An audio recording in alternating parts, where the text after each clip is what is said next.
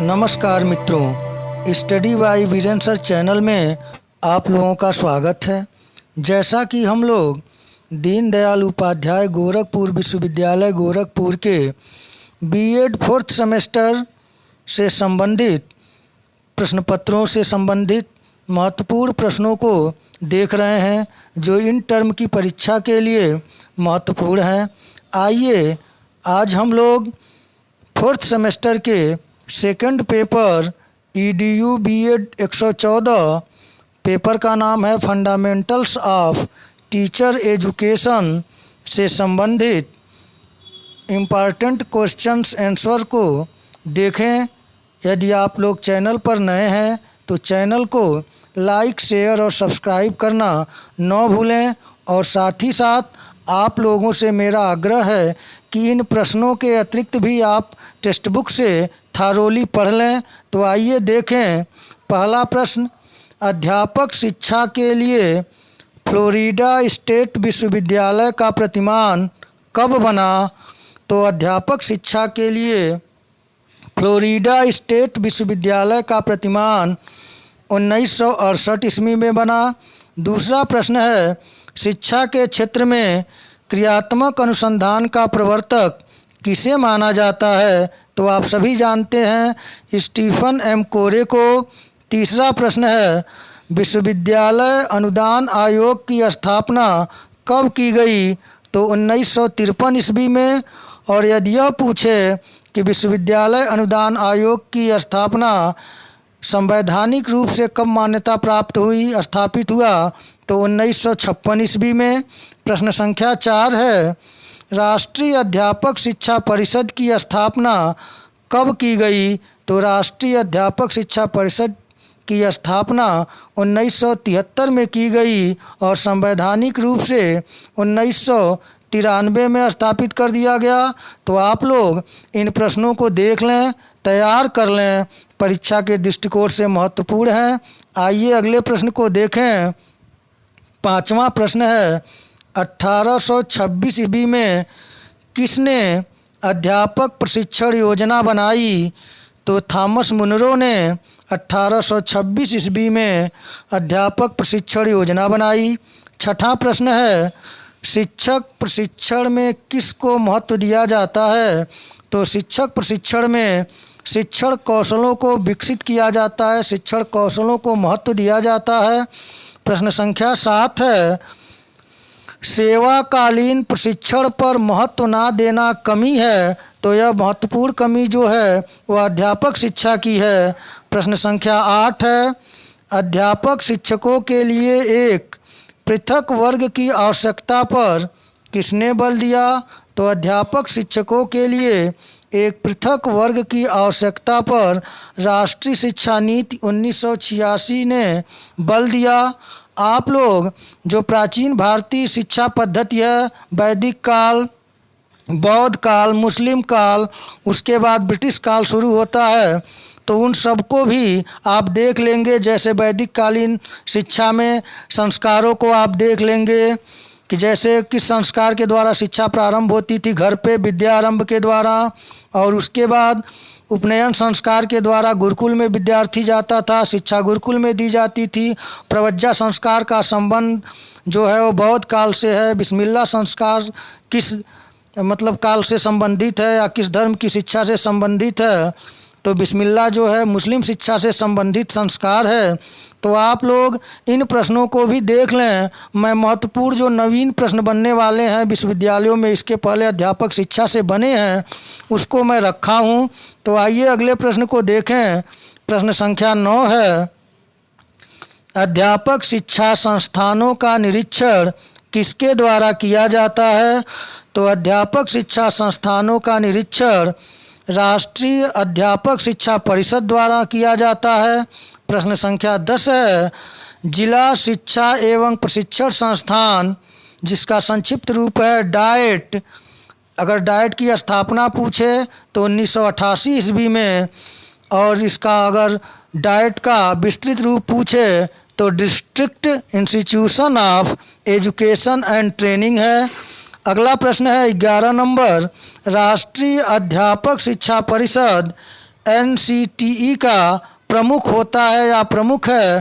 तो राष्ट्रीय अध्यापक शिक्षा परिषद एनसीटीई का प्रमुख अध्यक्ष होता है। तो इस प्रश्न को भी तैयार कर लें, ऐसे प्रश्न पूछे जाने की प्रबल संभावना है।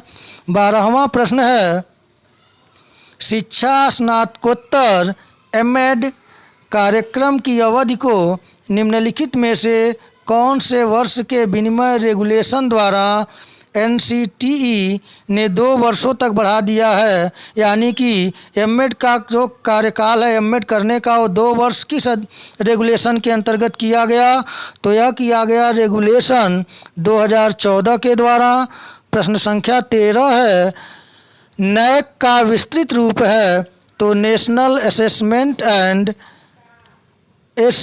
एक्रीडिटेशन काउंसिल, इसकी हिंदी में कहते हैं इसको राष्ट्रीय मूल्यांकन एवं प्रत्यायन परिषद। अभी गोरखपुर विश्वविद्यालय को नैक मूल्यांकन में A++ प्राप्त हुआ है, तो इसे आप तैयार कर लें, यहाँ से प्रश्न बनेंगे। प्रश्न संख्या 14 है, शिक्षक का सबसे महत्वपूर्ण कार्य क्या है? तो शिक्षण कार्य को व्यवस्थित करना। 15 नंबर प्रश्न है, एक शिक्षक को होना चाहिए? तो एक शिक्षक को कर्तव्यनिष्ठ होना चाहिए। प्रश्न संख्या 16 है, प्राथमिक स्तर पर मातृभाषा में पढ़ाना बेहतर है क्योंकि इससे बच्चों को प्राकृतिक वातावरण में सीखने में मदद मिलती है। प्रश्न संख्या 17 है, प्राथमिक स्तर पर महिलाएं बेहतर शिक्षक होती हैं क्योंकि वे बच्चों के साथ अधिक धैर्यपूर्ण व्यवहार करती हैं। प्रश्न संख्या 18 है, एक विद्यार्थी आपकी कक्षा में देर से आता है, इसके बाद आप करेंगे तो आप क्या करेंगे? आदर्शात्मक उत्तर होगा। तो कारण जानने का प्रयास करेंगे कि किस कारण से विद्यार्थी कक्षा में देर से आया है और उस कारण को जानकर उसे दूर करने का प्रयास करेंगे। इस तरह के भी प्रश्न आप तैयार कर लें। प्रश्न संख्या 19 है, होमवर्क देने से छात्रों को यह फायदा होता है कि स्वाध्याय की आदत विकसित हो सकती है। प्रश्न संख्या 20 है, शिक्षक की सफलता है तो उसकी अच्छी शिक्षा शिक्षक की सफलता है। प्रश्न संख्या 21 है, राष्ट्रीय अध्यापक शिक्षा परिषद का उद्देश्य है? तो राष्ट्रीय अध्यापक शिक्षा परिषद का जो उद्देश्य है वह है शिक्षा के महाविद्यालयों में मानक बनाए रखना। प्रश्न संख्या 22 है, नई शिक्षा नीति का उद्देश्य है? जो नई शिक्षा नीति 2020 आई है उसका मुख्य उद्देश्य है तो संपूर्ण शिक्षा व्यवस्था में सुधार लाना नई शिक्षा नीति का प्रमुख उद्देश्य है। तो मैं इन प्रश्नों को शामिल इसलिए किया हूँ कि आप लोगों से जो प्रश्न पूछा जाएगा अध्यापक शिक्षा से संबंधित, तो एक अध्यापक मनोवृत्ति से संबंधित ये प्रश्न बनेंगे, पूछे जाएंगे। और यदि आपसे मैं बार बार जिक्र कर रहा हूँ कि आप लोग बौद्ध काल, शुरू में वैदिक काल, बौद्ध काल, मुस्लिम काल, 1813 का चार्टर में शिक्षा की पहली बार 1 लाख रुपए का प्रावधान किया गया। निस्यंदन का सिद्धांत कहाँ से आया, किस घोषणा पत्र के द्वारा? तो मैकाले को, ये सब तो पढ़ चुके हैं, उसे भी आप तैयार कर लेंगे, एक बार रिवीजन कर लीजिएगा। आइए अगले प्रश्न को देखें। प्रश्न संख्या 23 है, गांव वालों में तनाव है और आप वहाँ शिक्षक हैं, क्या करेंगे आप? तो वहाँ पे गांव में तनाव है, वहाँ के आप शिक्षक हैं, तो क्या करेंगे? तो आप उन्हें मनाने की कोशिश करेंगे कि तनाव कम हो सके। 24 नंबर प्रश्न है, पाठ्यचर्या संबंधी गतिविधियों के आयोजन का उत्तरदायित्व किसके पास रखा जाना चाहिए? तो पाठ्यचर्या संबंधी गतिविधियों के आयोजन का उत्तरदायित्व प्रधानाचार्य के पास रखा जाना चाहिए। प्रश्न संख्या 25 है, जब छात्र निर्धारित पुस्तकों से शिक्षक द्वारा पढ़ाए गए प्रश्नों को कुछ अलग तरीके से हल करने का प्रयास करते हैं, तो इन छात्रों को ऐसा करना चाहिए कि नहीं। तो इस विषय पर हम कुछ अन्य पुस्तकों से परामर्श करने के लिए प्रोत्साहित करेंगे। तो आप इस टीचर एटीट्यूड से संबंधित इन प्रश्नों को तैयार कर लें और शिक्षा के विकास में बोर्ड का घोषणा पत्र, हर्टांग समिति, कलकत्ता विश्वविद्यालय आयोग, इन सबको भी एक सरसरी नज़र से तैयार रखें। 26 नंबर प्रश्न है, अनुभवी शिक्षकों को किसी विषय की विस्तृत पाठ्य योजना की आवश्यकता नहीं होती, क्योंकि वे खुद को संक्षिप्त रूपरेखा से सुसज्जित कर सकते हैं, क्योंकि वे अनुभव के माध्यम से इसमें विशेषज्ञता हासिल करते हैं। प्रश्न संख्या 27 है, ड्रॉप आउट की समस्या, जिसमें छात्र शुरुआती वर्षों में ही अपने स्कूली शिक्षा छोड़ देते हैं, से बेहतर निपटने का तरीका क्या है या बेहतर तरीके से कैसे निपटा जा सकता है। तो विद्यार्थियों का प्रोत्साहन देकर, यानी कि विद्यार्थियों को प्रोत्साहन देकर ड्रॉप आउट की समस्या से निपटा जा सकता है। इसी प्रकार आप लोग इसे भी तैयार कर लें कि भारत में अपव्यय अवरोधन का संबंध किस शिक्षा से है। तो प्राथमिक शिक्षा से।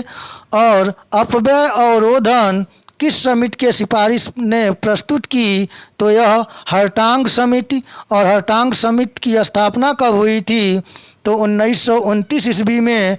ये सब प्रश्न आप पढ़ चुके हैं पिछले सेमेस्टर में, तो आप लोग उन प्रश्नों को भी तैयार करें, क्योंकि एक अध्यापक से यह उम्मीद की जाती है कि उसे भारत में शिक्षा के विकास से संबंधित सभी तथ्य मालूम है। अगले प्रश्न को देखें।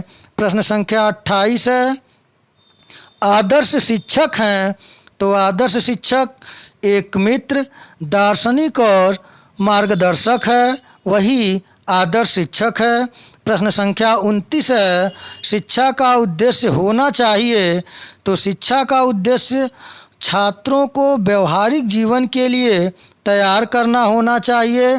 प्रश्न संख्या 30 है, जनतंत्रीय भारत में शिक्षा का महत्वपूर्ण उद्देश्य व्यक्तियों के नेतृत्व के गुणों का विकास करना है। यह कथन किस आयोग का है, तो यह कथन माध्यमिक शिक्षा आयोग 1952-53 है, जिसे मुदालियर कमीशन के नाम से भी जाना जाता है। तो आप लोग इन भारत में जितने विकास, शिक्षा के विकास से संबंधित आयोग और समितियां बनी हैं, आप लोग उन्हें तैयार कर लें। जैसे कि उच्च शिक्षा के लिए भारत में बनाया गया पहला आयोग कौन सा था, तो भारतीय विश्वविद्यालय शिक्षा आयोग, जिसे राधा कृष्णन जी के नाम पर जो इसकी अध्यक्षता किए थे, उसे राधा कृष्णन आयोग के नाम से भी जाना जाता है। तो आप लोग इसे तैयार करते रहें। कोठारी कमीशन का कार्यकाल 1964-66 है, उसे भी तैयार करें। प्रश्न संख्या 31 है, पी मॉस्ट का विस्तृत रूप है। तो पी मॉस्ट का विस्तृत रूप है programme of mass orientation of school teacher. Hindi है सेवारत अध्यापकों का विस्तृत विन्यास कार्यक्रम 1986 में आया था। प्रश्न संख्या 32 है, डीपीईपी का विस्तृत रूप है। तो डीपीईपी का विस्तृत रूप है डिस्ट्रिक्ट प्राइमरी एजुकेशन प्रोग्राम। प्रश्न संख्या, इसका हिंदी देखें, जिला प्राथमिक शिक्षा कार्यक्रम, और इसकी शुरुआत 1994 ईस्वी में की गई। प्रश्न संख्या 33 है, एसओपीटी का विस्तृत रूप है। तो एसओपीटी का विस्तृत रूप है special orientation programme for primary teachers. Hindi है प्राथमिक शिक्षकों का विशेष अनुस्थापन कार्यक्रम। तो इसके पहले जो अध्यापक शिक्षा का अन्य विश्वविद्यालयों में परीक्षाएं हुई हैं जहां पर सेमेस्टर प्रणाली पहले से थी, वहां पर इस तरह के प्रश्न कई बार परीक्षाओं में पूछे गए हैं। इसलिए जो शॉर्ट नाम देकर उसका विस्तृत रूप यानी कि फुल फॉर्म पूछे जाते हैं, तो मैं यहाँ पे जो महत्वपूर्ण प्रश्न बनने की संभावना है उनका, जैसे पीमास्ट, डीपीईपी और एसओपीटी का विस्तृत रूप, और पीमास्ट कब आया 1986, डीपीईपी कब आया 1994, तो इन सब को भी आप तैयार कर लें। और इसके साथ ही साथ इसमें क्या क्या संशोधन किए गए, क्या क्या प्रोत्साहन दिए गए, इसे भी आप तैयार कर लें अपने टेक्स्ट बुक की सहायता से, क्योंकि समय कम है और आप लोगों का जो तैयारी का समय है बहुत कम है। आप लोग उसे तैयार करें अच्छे तरीके से और रिवीजन करें, रिटन करके साथ साथ रिटन भी करते रहें, जिससे कि बहुइंद्रिय अनुदेशन जो है एजुकेशनल टेक्नोलॉजी में आप पढ़े हैं उसके अंतर्गत आपकी कई इंद्रियां सक्रिय होंगी, तो आपका प्रश्न तैयार हो जाएगा। आइए अगले प्रश्न को देखें। प्रश्न संख्या 34 है, शिक्षा का अधिकार अधिनियम कब लागू किया गया? तो 1 अप्रैल 2010 को लागू किया गया। और कब बना? तो यह 2009 में बना था। प्रश्न संख्या 35 है, प्राथमिक विद्यालयों में मध्याह्न पोषाहार वितरण योजना कब से आरंभ की गई, जिसे इंग्लिश में मिड डे मील योजना कहते हैं? तो यह योजना 15 अगस्त 1995 से प्रारंभ की गई। प्रश्न संख्या 36 है, उत्तर प्रदेश बेसिक शिक्षा अधिनियम कब बनाया गया? तो उत्तर प्रदेश बेसिक शिक्षा अधिनियम 1972 में बनाया गया। तो आप लोग इन प्रश्नों को तैयार कर लें और साथ ही साथ मैं बार बार आपसे आग्रह करता हूं कि आप लोग भारत में शिक्षा के विकास से संबंधित जो पेपर आप इन पहले के सेमेस्टर में पढ़ चुके हैं उसे भी आप रिवीजन कर लेंगे, क्योंकि अध्यापक शिक्षा का पेपर है तो यहाँ कहीं न कहीं आपसे भारतीय शिक्षा के विकास से संबंधित प्रश्न भी बनाए जाएंगे। और जो पूर्व विश्वविद्यालयों में परीक्षाओं में पूछे गए प्रश्न हैं उसे मैं आपके समक्ष प्रस्तुत कर रहा हूँ और ये आशा करता हूँ कि ये प्रश्न परीक्षा में आपसे मिलें। और इसके बाद एक वीडियो और बनाकर आपको 40 प्रश्न दूंगा। अगला प्रश्न है, उत्तर प्रदेश के समस्त जिलों में स्कूल चलो अभियान कब शुरू किया गया? तो उत्तर प्रदेश के सभी जिलों में स्कूल चलो अभियान वर्ष 2004 से प्रारंभ किया गया। प्रश्न संख्या 38 है, राष्ट्रीय बाल श्रम उन्मूलन परियोजना प्रारंभ की गई। तो राष्ट्रीय बाल श्रम उन्मूलन परियोजना 1992 ईस्वी में प्रारंभ की गई। प्रश्न संख्या 39 है, राष्ट्रीय शिक्षा नीति 2020 में शैक्षिक संरचना है। तो आप सभी जानते हैं 5+3+3+4 को संरचना के रूप में परिवर्तित किया गया है। इसके पहले राष्ट्रीय शिक्षा नीति 1986 में 10+2+3 की संरचना थी। प्रश्न संख्या 40 और आज का अंतिम प्रश्न है, राष्ट्रीय शिक्षा नीति 2020 के अध्यक्ष कौन थे? तो के कस्तूरीरंगन राष्ट्रीय शिक्षा नीति 2020 के अध्यक्ष थे। और मिड टर्म से संबंधित जो प्रश्न पूछे जाएंगे उनमें से अध्यापक शिक्षा की संकल्पना को स्पष्ट कीजिए या अध्यापक शिक्षा के प्रत्यय को समझाइए। और यदि प्रश्न ये भी बन सकता है, अध्यापक प्रशिक्षण के स्तरों का विवेचन कीजिए, या यह भी पूछा जा सकता है आपसे कि अध्यापक शिक्षा के प्रमुख प्रतिमानों का वर्णन करें। और महत्वपूर्ण प्रश्न है कि सेवारत कार्यक्रम की व्यवस्था के लिए उत्तरदायी विभिन्न साधनों के योगदान का वर्णन कीजिए। सेवारत अध्यापक शिक्षा के संप्रत्यय को स्पष्ट कीजिए। खेल आयाम का अर्थ बताइए। ये सब प्रश्न पूछे जा सकते हैं, तो आप लोग इसे तैयार कर लेंगे मिड टर्म के लिए। और साथ ही साथ इन टर्म से संबंधित जो महत्वपूर्ण 40 प्रश्न मैं बताया हूँ इसे तैयार कर लें। और ये प्रश्न जहाँ जहाँ विषय वस्तु से बनाए गए हैं उन्हें आप देख लें, अच्छे तरीके से तैयार इंतज़ार कर लें। आप लोग अच्छे अंकों से पास हों, आप लोगों का पेपर बहुत अच्छा हो, इसी शुभकामनाओं के साथ आप लोग फ्री होकर अपना पेपर की तैयारी करें, पेपर दें। नमस्कार।